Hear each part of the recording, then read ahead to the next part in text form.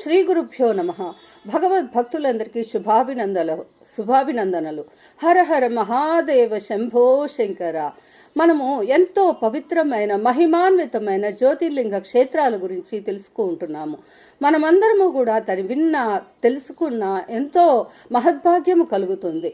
ఇక ఈరోజు 12వ జ్యోతిర్లింగ క్షేత్రమైన కృష్ణేశ్వర జ్యోతిర్లింగ క్షేత్రం గురించి తెలుసుకుందాము. ఈ క్షేత్రము మహారాష్ట్రలోని ఔరంగాబాద్కు సమీపంలో ఉన్నది. దీని యొక్క పురాణ గాథ గురించి ఇప్పుడు తెలుసుకుందాము. పూర్వము సుధర్ముడు, సుదేహ అనే బ్రాహ్మణ దంపతులు ఉండేవారు. వారికి సకల సంపదలు ఉన్నప్పటికీ సంతానాలేమి అది ఒక కొరతగా ఉండేది. వీరు నిరంతర శివభక్తి పరాయణులు. ఒకరోజు సుదేహ తన భర్తను ఆమె చెల్లెలైన కృష్ణకు ఇచ్చి వివాహం చేసుకోమని అభ్యర్థించింది. ఆమె కోరిక మేరకు అతను వివాహం చేసుకున్నాడు. కృష్ణ కూడా నిరంతర శివభక్తి పరాయణురాలు. ప్రతిరోజు 1001 శివుని యొక్క పార్థివలింగాలని నదిలో నిమజ్జనం చేసి కానీ ఆహారం స్వీకరించేది కాదు. నిరంతరము పంచాక్షరి జపం చేస్తూ ఉండేది. వీరికి వివాహమైన కొద్ది కాలానికే ఒక పుత్రుడు కలిగాడు. ఆ పుత్రుని వీరు గారాభంగా పెంచుకోసాగారు. వివాహ వయసు వచ్చాక ఆ పిల్లవానికి వివాహం కూడా చేశారు.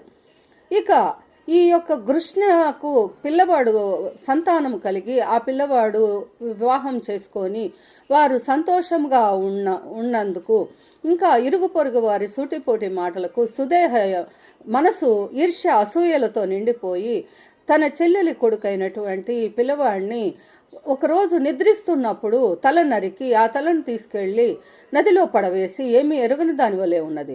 ఇక ఆ పిల్లవాని భార్య ఏడ్చుకుంటూ వెళ్ళి తన మామగారైన సుధర్ముడికి ఈ విషయం చెప్దామనుకుంటే సుధర్ముడు తన యొక్క పంచాక్షరి జపంలో మునిగిపోయి ఉన్నాడు. అలాగే కృష్ణ కూడా తన నిరంతర శివలింగార్చనలో ఆ పార్థివలింగాల నిమజ్జనంలో మునిగిపోయి ఉన్నది. ఆ రోజుతో వారి యొక్క కృష్ణ యొక్క కోటి లింగాల నిమజ్జనము పూర్తి అవుతుంది. ఇక పరమేశ్వరుడు అనుగ్రహించి వారికి ప్రత్యక్షమై కృష్ణకు ఏం వరం కావాలో కోరుకోమంటే కృష్ణ, స్వామి నీ దివ్య దర్శనంతో నేనెంతో తరించిపోయాను, ఇంకేమి వరం కావాలి అని అన్నది.